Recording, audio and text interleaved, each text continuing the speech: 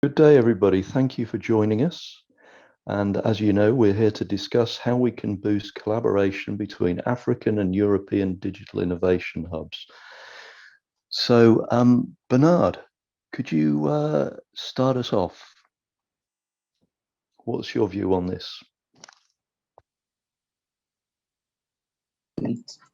Thank you. So how do you connect Africa and Europe? How do you connect digital innovation hubs? I think first of all, we have to understand, what these digital innovation hubs actually are. And the way I like to think about them is these are clusters of innovation. Now, in the world that we live today, innovation could come out of anywhere across the world. But what I've learned through my own personal experience is that the more connected different parts of the world are, the more we can harness the power of innovation. And some of the drivers of this innovation is the need, for example, for talent. Talent, again, is evenly distributed across the world, and everyone is looking for the next best programmer, designer, AI specialist, name it. And the broadband and internet has given us the opportunity to leverage and access talent that we could not access before. And when it comes to innovation hubs, we know that talent is one of the greatest needs. Again, it's about solving common challenges and thinking that some of the challenges the world is experiencing today are global problems, and they create common points of interest for innovation leaders to connect and to work together to solve this. For example, the world is dealing with climate crisis. The world is dealing with problems like the exclusion of persons with disabilities, or other areas that are presenting the need for us to innovate faster. And we can only do that together. Lastly, it's about opening opportunities and markets for startups across the world. And by linking these innovation hubs, we start creating routes to market and channels for distributing and helping startups to scale. So I think how you do it is you understand that these are the needs that will drive the need to connect people, and then you leverage on technology.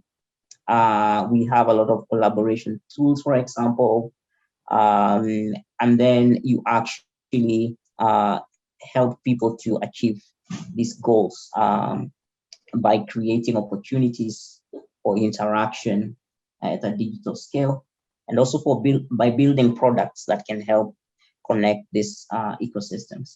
Thank you.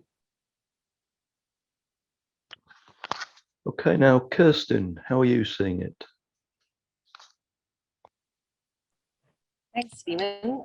Yeah, from our side, just to introduce the project we're working on, just for a bit of background. So it's called MAKE, and it's the African European maker ecosystem for innovators.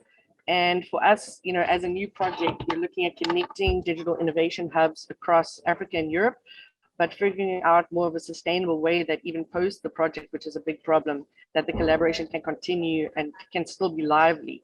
So that's something we've seen is, always been an issue where something's funded and, after the funding ends, everything just kind of dissipates. So that's something that's quite important to us, but we've just kicked off our project this year. So it's great to have a chance to talk to everybody and get a bit of an understanding of how this collaboration can work. For us, we focus on hardware startups and hardware maker spaces specifically. So that maybe gives us a little bit of a differentiation to the general DIHs that we may be looking at across Africa and Europe. So that's our core focus. And also looking at, I think, promoting something you were saying, Bernard, as well as talent, but using decentralized production. So creating opportunities for new revenue streams for enablers, for makers, for these DIHs to be able to create products in their own areas so that we don't have so much importation of products and maybe jump this logistics loophole that you were talking about as well. So at this stage, what we're developing is a set of training and tools that will form a maker passport. So anybody across any of these DIHs could actually be accredited to a certain degree. We're also looking at business models and revenue streams for both the startups and makers in the spaces, but also supporting these hacker spaces and maker spaces to have business models, because it's a sustainability issue that everybody's seen. That, you know, if they're not taking, let's say, equity in a startup or something like that, then, you know, they lack the funds or the resources to continue supporting them after the prototype stage. So that's something we're looking at, really. And I think that's hopefully how we're going to start building a closer network that collaborates. But I think it's also about intrinsic and extrinsic value for those who are collaborators in these ecosystems and networks.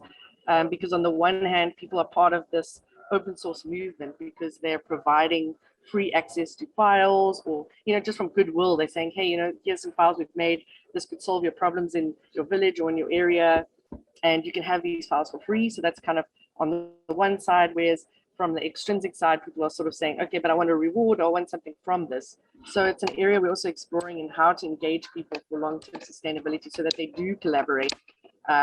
You know, because you make this connection like us today, but what are the chances that we continue discussing these things, or what makes it valuable for us to keep in touch or to engage? So I think that's something we'll hopefully unpack a little bit here, but learn from each other. Thanks. And now, Loise, from Namibia, what's your perspective? Thank you. So StartUp Namibia is birthed from a cooperation that already exists between the German government and the Namibian government. And so when we established Basecamp, which is the Innovation and Incubation Centre, a lot of our activities at the beginning, when we started, I think it was about 2.5 years ago, this was during the pandemic. So a lot of activities really went to supporting startups, maneuver through the pandemic and really try to keep their businesses open. So we're doing a lot of financial support, but what we discovered was lacking in all of the activities that we're doing is properly structured support programs. So we went out, we reached out to a lot of hubs. We couldn't find that many in Africa that could speak to the kind of startups that we work with. And I think that was sort of the first sort of eye-opener for us to see that we probably define startups differently as opposed to what Africa or EU defines startups is. So I think the starting point is really trying to create a definition for startups that works across the board, really trying to start from grassroots level even. Because what we discovered was when we started cooperating or launching projects together with other innovation hubs, a lot of our startups felt overwhelmed with the information that they were getting because they were at different stages of business. So one example that I could probably give was we worked with an innovation hub, one of the best actually in Southern Africa. It's called Stellenbosch Launch Lab. And a lot of our companies could not feel sort of accommodated in some of the activities that all the other companies that were from different parts of Africa, and especially South Africa, were involved in. So you'd see that the feedback is always, yeah, but we're not at the same stage. They don't understand the Namibian landscape. We're too early, because then what you typically define as a startup beyond Namibia is very sort of, would be probably a medium enterprise for us and not necessarily starting from zero. So I think really defining what a startup looks like in the context of making sure that we can accommodate African startups or people who are just literally starting out and who don't have the similar opportunities that are basically existing in other ecosystems across the board. So that's my 2 cents for now. Thabiso, could you give us some compare and contrast your experiences in Africa and New Zealand? See if that can highlight some important points. Yeah, so I would say maybe just to touch a little bit about how I think collaboration could look like before I expound a little bit about how Botswana work or Southern African work that we've been doing looks like to the one that we'll be doing in New Zealand. So essentially, I'll start first by saying one of the biggest gaps that I have seen, and we have seen through many research that has been done, is that where there is an opportunity to collaborate, there's a lack of co-creation. And this is obviously because, startups in the EU and the US, or hubs in the EU and the US, have, seasoned experience running the models that they've been running. But as Loise just mentioned, there's a disconnect because in Africa, where we are actually addressing real challenges of the world, there's a big challenge in the sense that how we go about addressing those and how we go about forming ourselves into startups and the resources available are actually not similar to the ones on the other side. So sometimes there's a disconnect where you have to put people through a track where they go through incubation or a maker space or an accelerator program, either in EU or in the US, because the general ground forming that they went through at the base of the pyramid here in Africa was totally different. And I also appreciate Kirstin's note with regards to, I also develop in the grassroots. So most of the maker spaces that we run in Botswana, we have 10. And in Namibia, we have 1 in Ongenga, we have 1 in Zambia, and we have 2 in Tanzania. And these are largely around hardware, because essentially people that are in the grassroots are trying to develop when, challenges around agriculture, sanitation, and the works. So they need to develop basic, simple prototypes to address these before they can think about digitizing or going digital in any way, right? So much as we run these digital innovation hubs, we run them on the basis of the communities themselves setting themselves up, the communities themselves using a unique design process that we developed with MIT that allows them to explore their own livelihood challenges and use resources and material around them to develop these simple technologies. But in addition to that, they use the very same process to align themselves and form themselves into a team that will then focus on the continuity of the projects beyond the trainings, right? So Kirstin's fear of, normally there's a funded project, and then after the project, people just, wander off. It usually comes because there was a top-down solution brought from somewhere else with the auspices and thinking that it may work in that fitting because it has worked somewhere else, right? So if you are thinking business models for innovation centers in Africa, they'll totally be different from the ones in the EU. Best chance is that at the grassroots, you are trying to attract people by getting them not to pay, so through open source. But there needs to be some form of an opportunity where they get to pay some form of cash, but it is not felt. And then that cash allows for the sustainability of the project. So in our case, we use the USSD-based social media platform. So when they use their airtime to log in and chat amongst themselves on their projects and connect with others in the international space around their projects, this generates income that we put back into supporting the trainings and the innovation centers, plus give small grants for the projects to continue. That's just to share.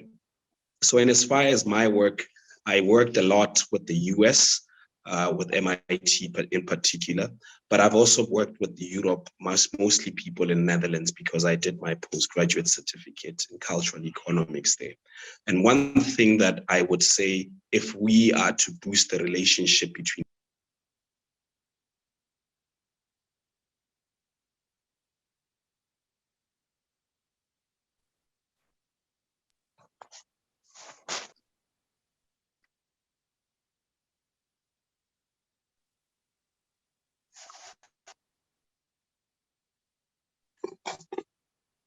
Right. So basically, if we were to look into boosting the collaboration between EU and Africa-based hubs, I would say it needs to all start from the bedrock of co-creation. The ones from Europe need to learn to unlearn because basically they'll have to learn a different new way of doing things. The ones in Africa need to also learn to unlearn because they will be learning simple approaches which will then be able to augment their own approaches to make them stronger and be able to compete globally. And then essentially, we also need to look into capacitating our hubs within Africa.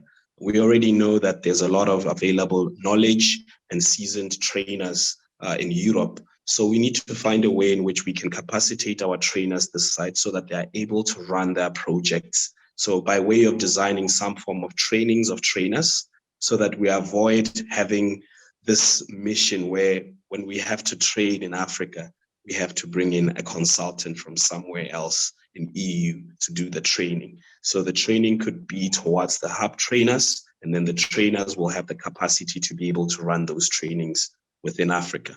Another one is, the biggest crux is that there's a huge digital divide within Africa. And if everybody's preaching digital innovation hubs, we need to find a way in which those that have the capacity to access or bring the infrastructure from Europe down to Africa so that it supports the digital transformation for African hubs, be it so. So if you are able to provide internet so that those that are in the grassroots are able to access it, or some form of way in which those that are at the grassroots and within the African continent are able to connect with their counterparts in Europe who have better internet access. Let's provide those resources, besides placing the expectation that, oh, I'm connected, then this guy is maybe slow because he's not connected. So there's a need for us to exercise that empathy and understanding, and even how we allocate our resources to support. And then lastly, I wouldn't mention it, Bernard already mentioned it, it's regards to markets. Much as we produce the technologies and the solutions, Africa alone does not have the resources to buy, particularly the production that comes out of it, whether it's talent, whether it's the hardware, whether it's the softwares.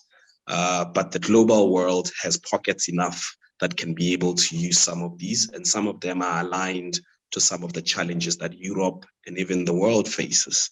So there's an opportunity that lies around e-commerce, which EU already has access to. So making available routes such that our hubs are able to help their startups to sell through these platforms would go a long way as well.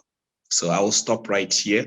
And basically, if I transition to the comparison of Southern African work and the New Zealand work, in New Zealand, people there have better pockets. And although I'll be working with an indigenous community, the Maori, they are able to pay for some of our trainings compared to here in Africa, where we basically subsidize every training for our grassroots innovators.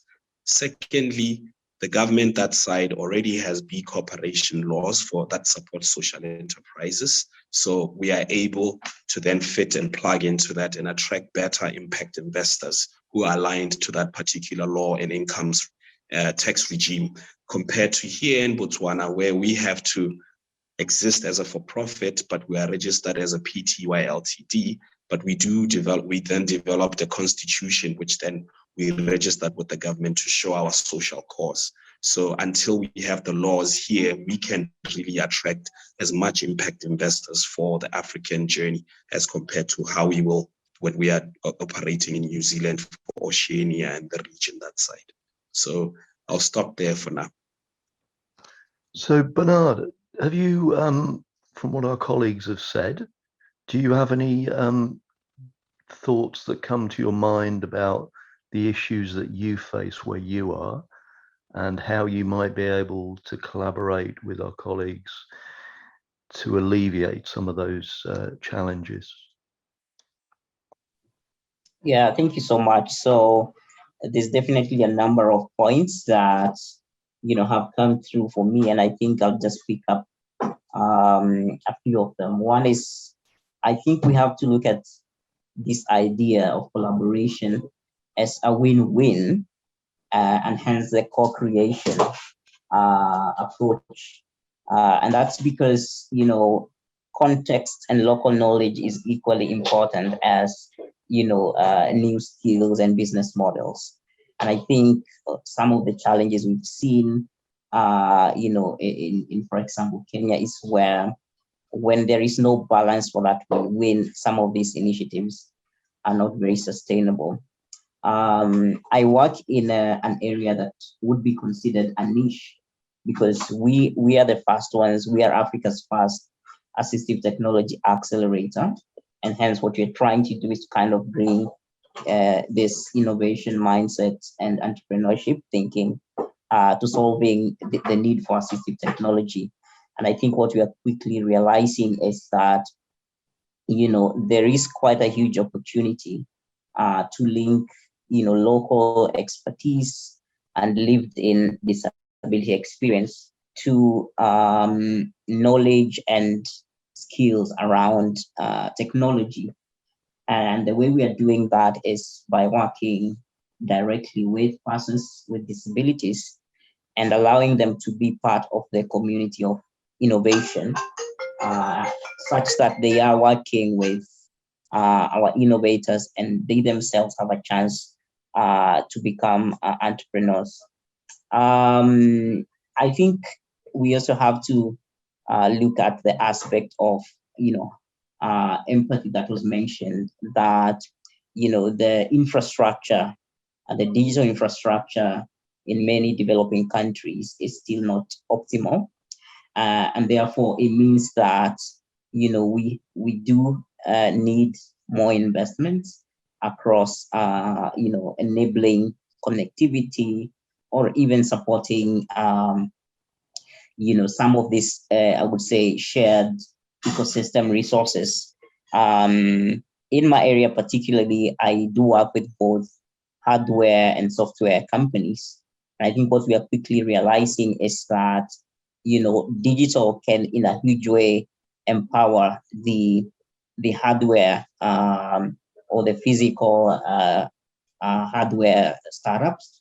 And currently, we do have a new collaboration with Norway, between Norway and Kenya around digital assistive technology.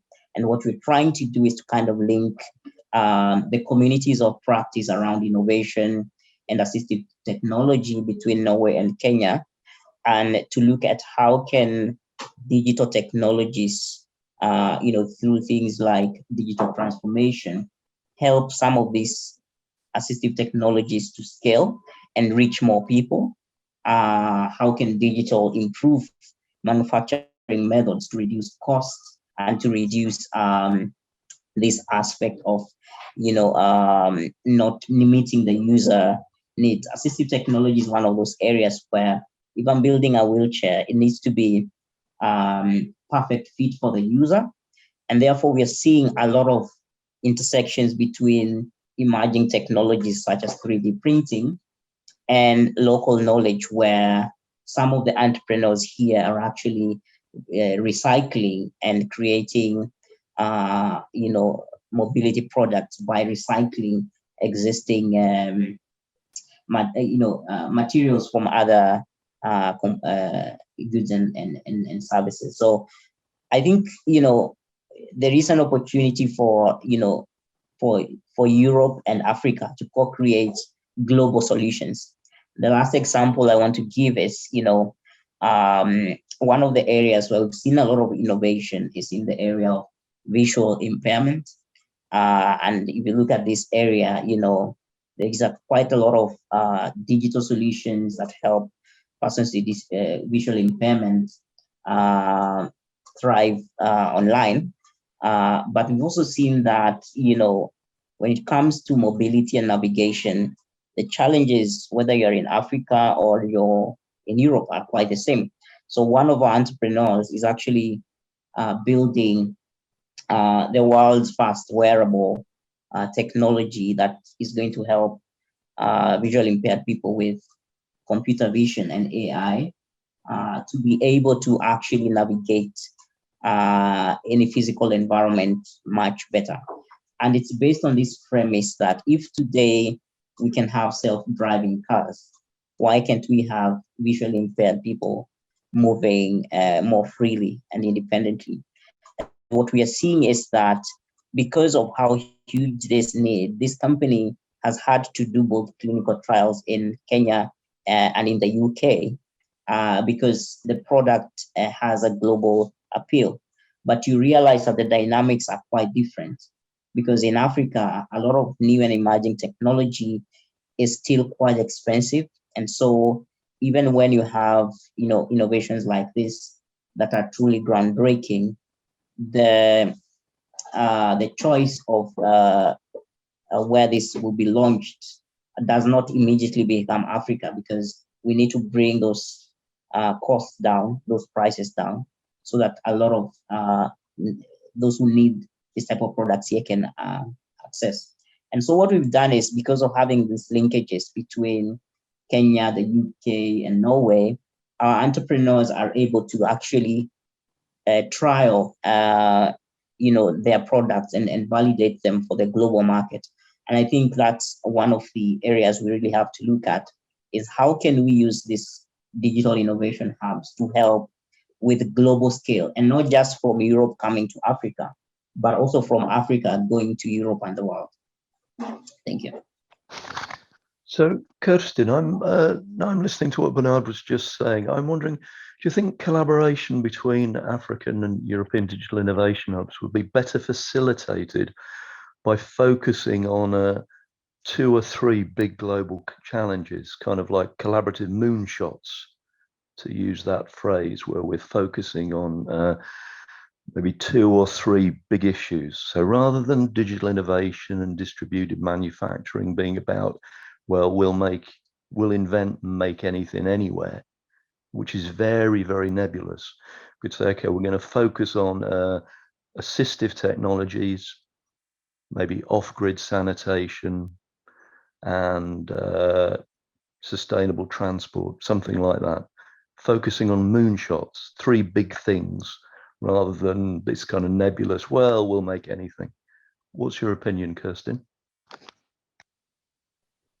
Thanks, Stephen. Yeah, I mean, it's really interesting, hearing everybody's takes and what's happening. And I think one of the questions that pops to my mind is whether these things would be open source, especially looking at collaboration for disabilities, or whether they would be income generating for the startups, because I think there's sort of a split when it comes into that, because the value that could be created by them being open source, downloadable, and then created in a decentralized fashion could help so many people.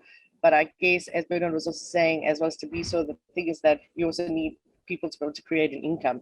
So I wonder whether things like crowdfunding campaigns or things like that for the developed products to be tested would be something that could boost collaboration as well, just from that side.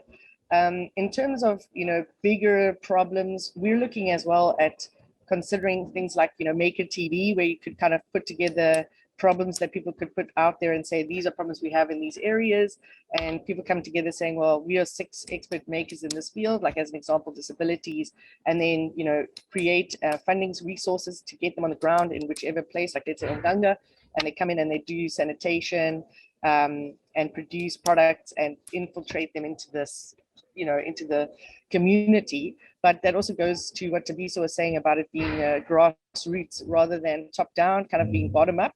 So I think the question would be whether, in terms of boosting collaboration, putting out a call and people come together saying, yes, our community requires this, you'd need to make sure, I think, in terms of sustainability and buy-in from the communities, that they would want that solution, or they would be part of co-creating it, versus it being something that is kind of created, put together, and then taken and implemented, because that's, I think, where a lot of the, what do we call them? These empty shells end up being, where things are created, brought together from Europeans who don't necessarily understand what's happening on the ground, but it sounds like a viable solution. And when they get there, as an example, you realize that there's zero Wi-Fi, there's no electricity, and vice versa. So I think it has to be a collaboration that would really have the makers and the community on the ground driving the development of any solutions and driving the collaboration. Because for us, what we've seen in between Make and just with our consortium, which is across Europe, South America, as well as Africa, there's a lot of disparities between what's happening in South America, Europe, and Africa, but also looking at collaborating and how the EU hubs can benefit the African hubs when there's such a big difference between how they're sustainable in creating income compared to how it is in Africa, which a lot of the time is community driven or self-funded. And others, obviously, like Loise was saying, for them, German government funded, which means a lot of people are in the same situation, that once the funding ends, then the collaboration might have been nice. And we've implemented all these toilets as an example, or disability products, but then, what happens after that? So I think there's still a lot to kind of unpack in that area. But there's value in calling groups together to solve problems. But I think the main issue we'd kind of need to unpack is how those communities, grassroots, and innovators on the ground are then brought in to work with what Thabiso was saying, a train-the-trainer kind of model, and that it's really driven in those central spaces rather than from a European perspective. Thanks, Stephen. So what's your view on that, Loise, from the Namibian perspective? I would need to listen to the question again, sorry. Do you think we could foster collaboration better between African and European digital innovation hubs if we focused on 2 or 3 big challenges, this kind of moonshot perspective?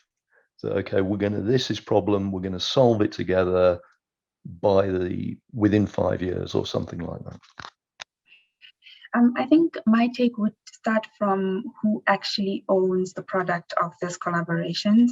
A lot of times where we are super excited to launch new things in Namibia, for instance, is that there's always a struggle of who actually owns the end product, who benefits from the program, which unfortunately is a question that you'll be asked when you're launching collaborations. Everybody wants to gain from a collaboration. So that's the first thing. So really being very realistic and saying who would sort of maximize or who would be most beneficial from these kind of collaborations, that would be something that I would want to highlight.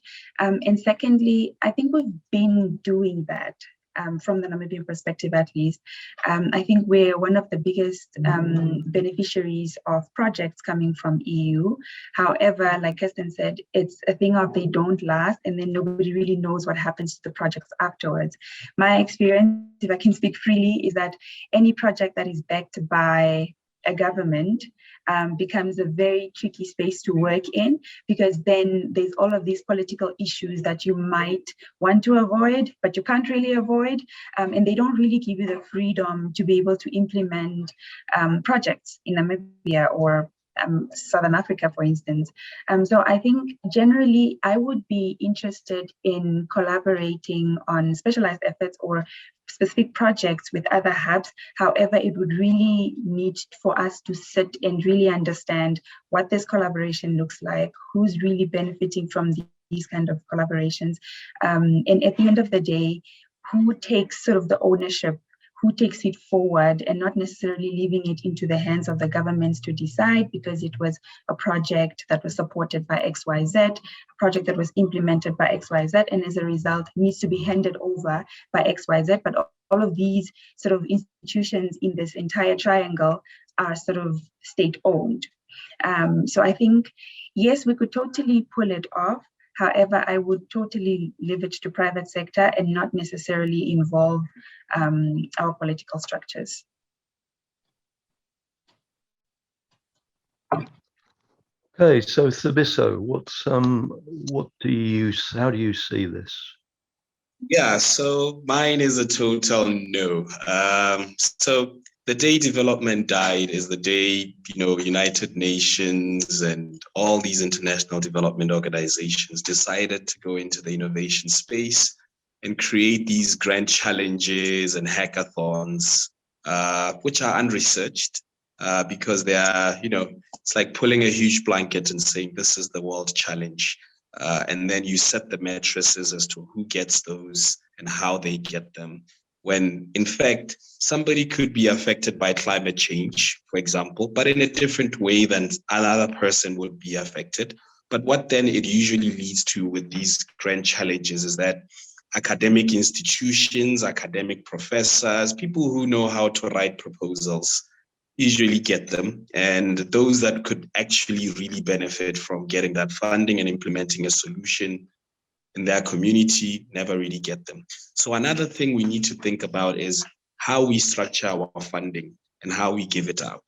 Because at every stage of the enterprising journey, there's a need for some form of funding, but we don't think about providing those opportunities. So one person may need just to buy a piece of wood so that they make their first set of 2 boxes, which they can then start selling. But they don't have access to funding for that because all the challenges or the thematic global challenges will be focused on saying, this is how we want you to design it. This is how we want you to look at. So basically, the people at the top have decided how the solution needs to look like. They believe they have the background information as to what the real challenge is, when the people on the ground are actually experiencing it differently. So I would say, open up a pool of funding, make it so relevant for the enterprising journey for everyone, make it such that it's stringent, such that you can only access it if you are collaborating, but more so if people who are part of those communities are involved in the design. Because design has a design for perspective, which is top down, which we know of. Design has a design with component, which is co-creation, where the people who are actually also with the need are involved in the process of developing the solution, so that they take over and have what we call a design buy effect, where they can now start largely designing these solutions for themselves using the process that they would have, accessed as transfer from those that are experienced more than they are. And so if we think about it, where we are going to say, no, let's theme it to climate change, let's theme it to this, we're going to miss some parts, because sub-Saharan Africa and Africa in general has many challenges just beyond those. And there are 17 SDGs. Why would we pick a few and leave out the rest? So, and these need to actually intertwine and work together for them to actually work, because sometimes you focus on addressing one global challenge, and then it leads to the escalation of a new other challenge, which in systemic thinking we say is the boiling frog, right? So you would close this frog in and say, no, this we have solved. And it keeps boiling and boiling, and at some point it ruptures out of the pot. So now we have a new problem. So if we're going to theme things around areas where we say, this is a COVID-19 challenge, African hubs together with EU hubs, here's a 1 million euros pool of funds to access with your solutions. We're probably going to address the COVID-19 challenge, and in the process create many other challenges, because we will be focused on the little minute thing. But if we leave it such that it's multidisciplinary and people from all walks of life can apply for a relevant fund to move us along the pace, if we aggregate all these impacts together, it's greater impact compared to if we strive to try and go for one great impact all at a go. That's what my thinking is. Thank you, Thabiso. So Bernard, how are you seeing it from your point of view? Do you think that all the challenges to do with assistive technology are, do they defy categorization, that they can't be just put into 2 or 3 categories? Thank you for the question. So I do see a sense in prioritization, because a lot of times you will be dealing with competing interests, but I think the way you do it is not to straitjacket, say, funding or investment towards priorities that have been decided by, say, one committee.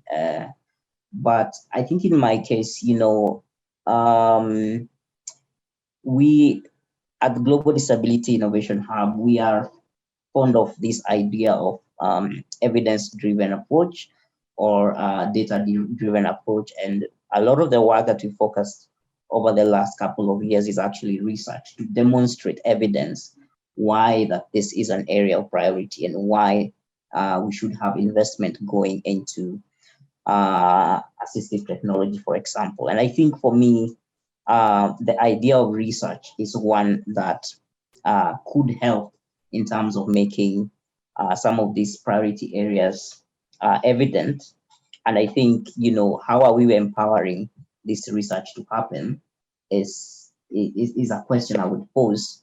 And is this perhaps an area to start in terms of how can we generate evidence for the areas where we need to direct resources, especially if these areas in the past have been neglected or not gotten any attention. And I think from our experience, we are starting to see the impact of this. When we began a couple of years back, there's always been very little research around disability or evidence to show why governments should invest in assistive technology, for example. But I think over the last 2 or 3 years, the outputs of the research and evidence work have started to influence the thinking around, answering the question, why is this an area of priority? So, I mean, for us, we know for a fact now that, there are at present 2.3 billion people across the world that needs access to assistive products. And the crisis is that majority do not have access. And we also know that by 2050, this number is going to grow to 3.5 billion.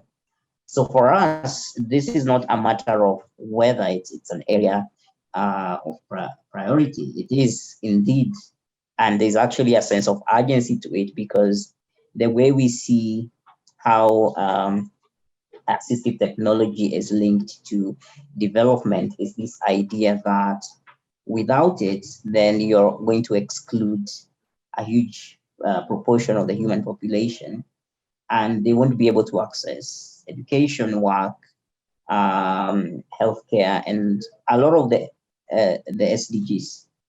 So it's imperative that we need to not only direct resources, but direct new ways of thinking, direct innovation into solving this global problem. And we've learned, for example, that when it comes to disability, assistive technology is not the only factor. In fact, a research scoping report that we did on the needs around disability revealed almost 10 driving factors that are leading to this exclusion. And this included things like, mindsets and stigma, included things like poverty, included things like, lack of data. But the way you want to kind of start addressing that is kind of addressing, the most pressing pain point, or the one that could unlock the most value for persons with disabilities. And for us, we were able to prioritize access to assistive technology because it does enable someone to take that first step out of poverty. For example, if my problem is mobility, being able to move alone and take a step, either using a wheelchair or crutches, is the first thing that I can do to do anything else. So we do see that, there are many problems to be solved across the world. But I think as we are thinking of these collaborations, let us first of all help link as many large groups as possible. Because if you have enough people on this side of the world saying AT is important, and the same happening in Europe, then you're already creating what I would call a viable market, or a viable target group for any collaboration to happen. So I think it's how do we go about creating this common interest and seeing, how can we let these communities drive, how this prioritization is done. And I think it's possible to do that and kind of now start looking at it from not just one homogeneous collaboration, but you could get into a door that leads you to assistive technology. You could get into a door that leads you to agriculture and other sectors. But I think the idea here is really to connect common interests, common thinking, and common skill sets around big problems that the world is facing. Okay, thank you, Bernard. So thank you very much for that. So we're coming to the end of our time now. So I'd like to ask everybody, go around one more time, just ask everybody about one thing that we could do, one thing that comes to mind that would be a positive step in the right direction. So Kirstin, boosting Africa-EU collaboration, one thing we could do within the next year that you think might make a difference, positive difference? Thanks, Stephen. Yes, for me, I think what I would suggest based on the discussion here would be to identify the gaps and the value that could be created from both sides. So what are the gaps on the African side? What are the gaps on the EU side? What are the values or opportunities on the EU side to share knowledge and do co-creation and boost collaboration, and vice versa for Africa? Because that way you've got a common understanding of what both sides need, and you could then, fulfill those needs, and it would add value to the ecosystems on both continents. So that would be something I would say would be a positive step, because at this stage, there's a lot of unknowns. So that would be something from my side I would suggest. And I'm going to share a link to our Make Project website as well, because I think from this point, having a second conversation, continuing the collaboration that we've already started here, is already some step in the right direction. So thank you. Okay, thank you. Now, Loise, in Namibia, what's one thing we could do in the next year? I think I would prioritize strengthening the network for support programs, especially for startups in Namibia. I think we've been doing a lot in the past 3 years already, trying to actually build the ecosystem, because it was almost non-existent. But we are obviously experiencing challenges along the way that we could probably not offer the best of opportunities to our startups. So I think really strengthening this network and saying, what can we do as Namibia? How far can we go? And then who can basically join that network and take our people even further? So I think that's definitely a key point that I look forward to taking forward with not only the innovation hubs that are presented here today, but innovation hubs in general. Yeah. Okay, and Thabiso.